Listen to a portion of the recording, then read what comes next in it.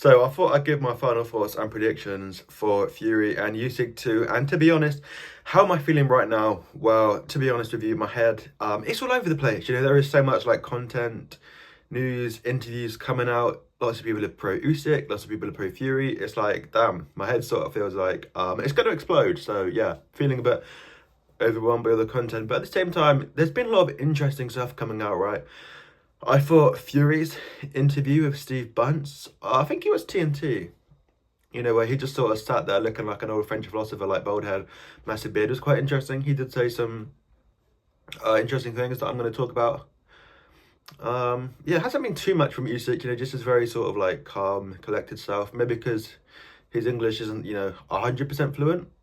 Maybe we don't get quite as much out of him, but still, there's been lots of intriguing talk and build up to the fight. So, first things first, what is different for Tyson Fury going into this camp? Well, the first thing I'm going to talk about is apparently he wasn't even sparring for the last fight. He was so worried about the cut and obviously having to pay the fight if he pulled out again that apparently he wasn't sparring. I think the only difference this will make will be, I think Fury's timing might be a bit better for this fight because obviously, not having sparred, you're going to have a little bit of ring rust. I know that like sparring and fighting is a different thing and he's had so many fights and rounds and whatever, it might not make that much difference, but you got to think about it. That does definitely play a part, right? Not sparring before the biggest fight of your life. So that is something I thought I would mention and remind you of if you're trying to think of a prediction for yourself. The second thing I remembered, because I heard Frank Warren talk about it in an interview with Steve Bunce, is, Paris was, she had a miscarriage, very sadly, before her, before the first fight, which, yeah, it's difficult to know, like, will it have put Tyson off his game? Because he would be, like, thinking, like, oh, is my wife all right? Like, oh, my days, you grieve, right? You grieve when you lose a baby, or will maybe the pain would have helped him a bit, like, like, oh, I'm so angry, I'm so sad that I've lost this baby, let me take it all out on Usyk. I think when I think about it, it's probably more the first one. I feel like, a miscarriage wouldn't necessarily like give you like an anger inside of you. I feel like it would be more of a sadness, and you don't really want to be going into the ring sad, do you? So I think that would have hindered him rather than helped him. So they're the two main things that I think is important to think about that Fury, won't have to do with this fight. The only other thing I thought that was kind of creative that Fury talked about was apparently he hasn't talked to his wife in 3 months. Apparently he's still talking to his kids, I think, but he's had no contact from his wife for 3 months. My initial reaction was seems a bit extreme.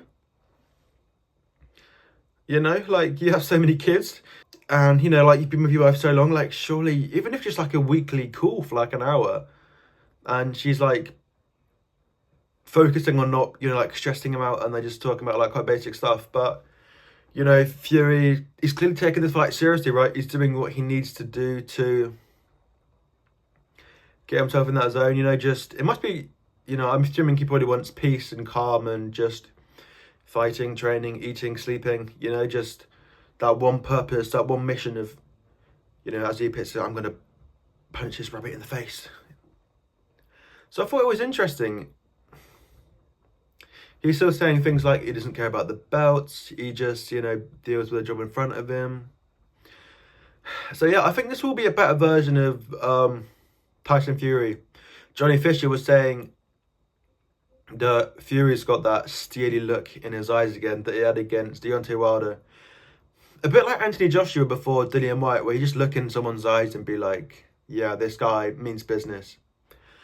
I know that it seems kind of crazy to use someone's eyes to predict such what's going to be a very technical boxing match. But again, I just thought it was an interesting moment to share that, yeah, Fury does seem very locked in. And yeah, he was very intense with that interview with Steve Bunce. So I thought he did quite well. He got a lot out of him. I thought Adi Oladipo didn't get quite as much out of him. But maybe that's just because Adi's a little bit more pro Usyk, and again, you don't know what sort of mood Fury's in, just speaking on a personal note, sometimes, you go to appointments or whatever, and you're in a bad mood that's, never the fault of the interviewer or the doctor. So I don't think it was that deep, but I just thought it was an interesting thing to point out. As for Usyk, again, he's been quiet, hasn't he? He's been quiet, keeping to himself. He's not said anything outrageous.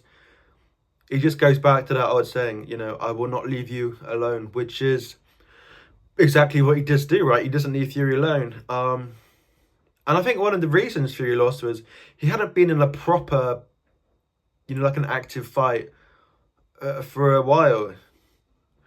You know, Chisora, White, you know, both guys fought at a very slow pace. He was in control. Ngannou, who thought would be easy, so we didn't get himself up for the fight. But obviously Ngannou, difficult as night work in the end. And obviously Usyk,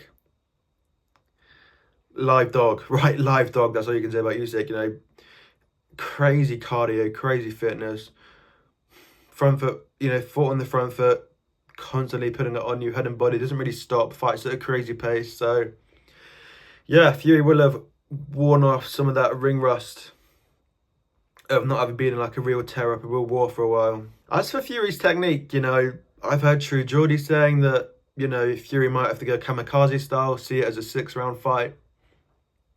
Be prepared to go out on your sword.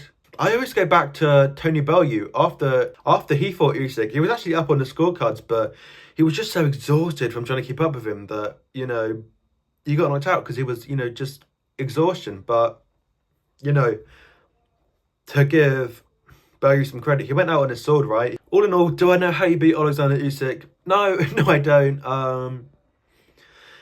I think if you're looking at it from an analysis perspective, you know, the Fury had success with the uppercuts, right? So if you can get a bit more meat on your body and, you know, hit those, have a bit more impact with those uppercuts, use his size to his advantage a bit more, you might get him there, right?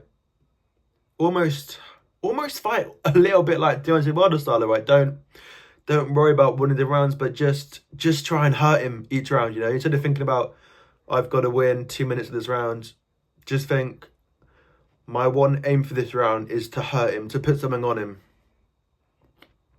Because I do think something has to change. You know, Fury's saying that, oh, it was a close fight, I don't need to change anything. Again, might just be mind games. He might know what he has to change. He probably does know. But, you know, in my opinion, it was 9 rounds to 3 for Usyk. Not a close fight, really. Not as sort of like razor tight as a lot of all these boxing pundits are saying. So I think you do try something else. I think you do put on a bit more size. Just try and hurt Usyk a bit more. Maybe don't worry about winning the rounds. Like, again, it's a hard thing to do, right? Because, you know, ego, pride is going to have an impact. You don't want to, you know, lose. You know, if you don't end up hurting him or knocking him out, it's going to be a bit embarrassing if you lose, say, 12 rounds. But I think it'll be a better tactic, right? You've got to switch it up.